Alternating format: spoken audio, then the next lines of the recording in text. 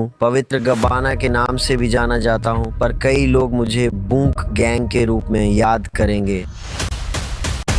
नहीं पाते। 20 की उम्र में दुनिया भर में प्रसिद्धि पाई डू, पर मेरे अंदर बहुत दर्द और टूटन थी जिसके बारे में दुनिया को पता नहीं था। ये रूप सिर्फ अंदर की परछाई है। मेरी माँ और सौतेले पिता ने मुझे पाला। सौतेले पिता 14 की उम्र में गुजर गए। वे ही एकमात्र पिता थे जिन्हें मैं जानता था। आने के बाद सिर्फ मेरी माँ रह गई। करती थी और अकेली रहती थी। अपने किशोर वर्षों को अकेले ही गुजारता रहा। यह रहा जन्मदिन वाला लड़का।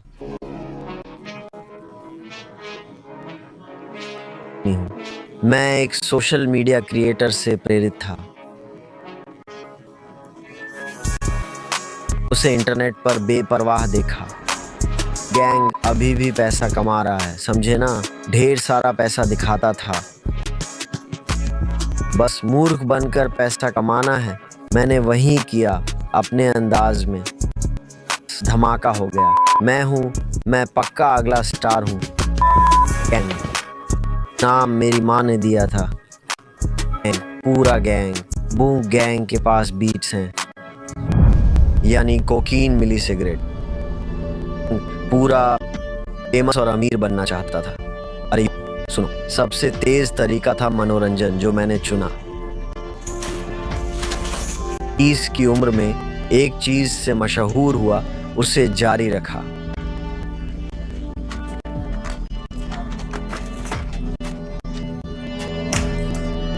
बाबा बाबा 30 पर बचपन का दर्द झेल रहा था पिता ना होने से।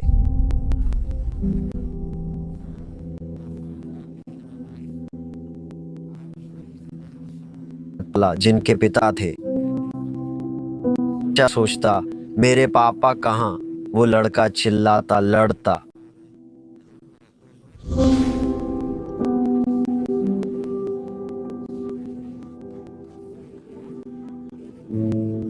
इंसान जान सकता है कि उस व्यक्ति के अंदर कुछ चल रहा है। सच्चाई थी। बहुत सारी चोट, आघात, दर्द और टूटन से जूझ रहा था। मुझे नशे का स्वाद मिला तो वो मेरे अंदर की पीड़ा को सुन्न कर देता था। सांस को ढूंढता रहा क्योंकि मैं अपने दर्द और आघात को महसूस नहीं करना चाहता था और मुझे पता नहीं था कि इससे कैसे निपटूं। तो जो पहले थे, मुझे फोन दे। तो जो पहले थे, 3 गन चार्ज और नशीले पदार्थों का कब्जा था और मैं LA में था। मैं 3 साल की सजा थी, लेकिन अंत में मुझे 5 महीने की काउंटी जेल मिली। की उम्र में जेल में मैं सोच रहा था कि बाहर निकलकर अपना अकाउंट कैसे वापस पाऊं।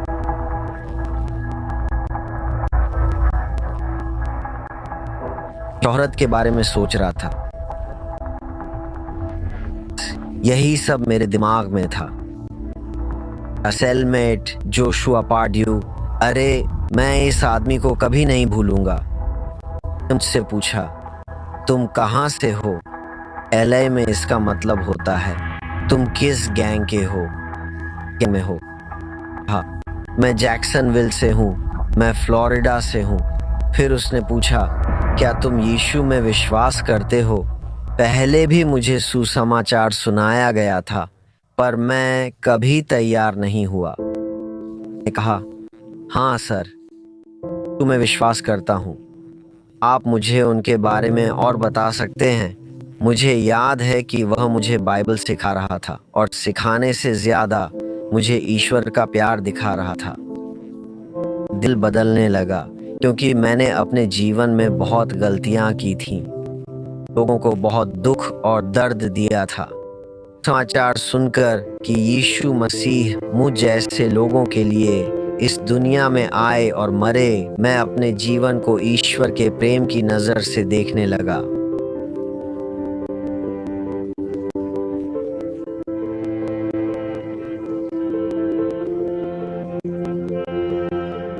माफी के लायक नहीं, पर यीशु मरे ताकि मैं इसे पा सकूं। मैं उन पर विश्वास करूं और मांगूं तो वे मुझे माफी देने को तैयार हैं। शुरू की और गाने लगा। मैं अपनी चारपाई पर लेटा और मुझे उदासी महसूस हुई। फिर मैं रोने लगा। परमेश्वर की उपस्थिति आई और मेरे दुख को मिटा दिया, मुझे आनंद से भर दिया। चारपाई से कूद गया, साथी को जगाया, कहा, जोश, जागो यार, मैं यीशु के लिए गा रहा था।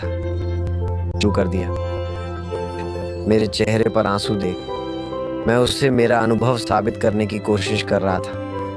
कुछ मेरे ऊपर आया और मेरे दुख को दूर कर दिया। ऊपर आया और मुझे आनंद से भर दिया। मेरे चेहरे की ओर देखा और कहा, तुम्हारा अभी अभी पवित्र आत्मा के साथ सामना हुआ है। जब मैं जेल से बाहर आया, मैं जीवन पर अभी भी केंद्रित था, लेकिन एक व्यक्ति पौधे लगाता है, दूसरा सींचता है और भगवान वृद्धि देता है। मेरा एक अच्छा दोस्त था जिसका निकट मृत्यु का अनुभव था, मृत घोषित किया गया और जीवन में वापस आ गया था। चेहरे की ओर देखते हुए वह बोला, जॉन, यीशु वास्तविक है। मैं अनेक बार मृत्यु के कगार पर था, फिर भी भगवान के पास मेरे लिए एक योजना थी। दोस्त को देखकर जो पहले स्वस्थ था और कहता था, जॉन, यीशु सच हैं, मैंने परमेश्वर के लिए पूरी तरह जीने का फैसला किया। हम तुम्हें पिता, पुत्र और पवित्र आत्मा के नाम से बपतिस्मा देते हैं।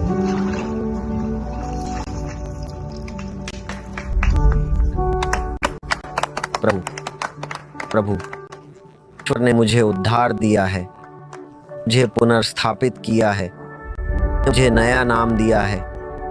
नाम जॉन है, जिसे जोसु गब्बाना भी कहते हैं। है अपनी गवाही बांटना, वो बताना कि हमारा परमेश्वर प्रेमी और समझदार है और हमारी गलतियां, जाति या पृष्ठभूमि कोई मायने नहीं रखती। ईश्वर हमसे प्रेम करते हैं। योजना हमारी योजनाओं से बेहतर है।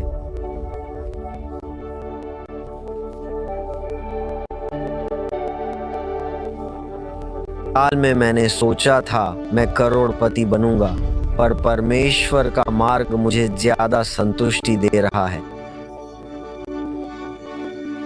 मैं ईसाई हूं क्योंकि मैंने परमेश्वर का प्रेम अनुभव किया है।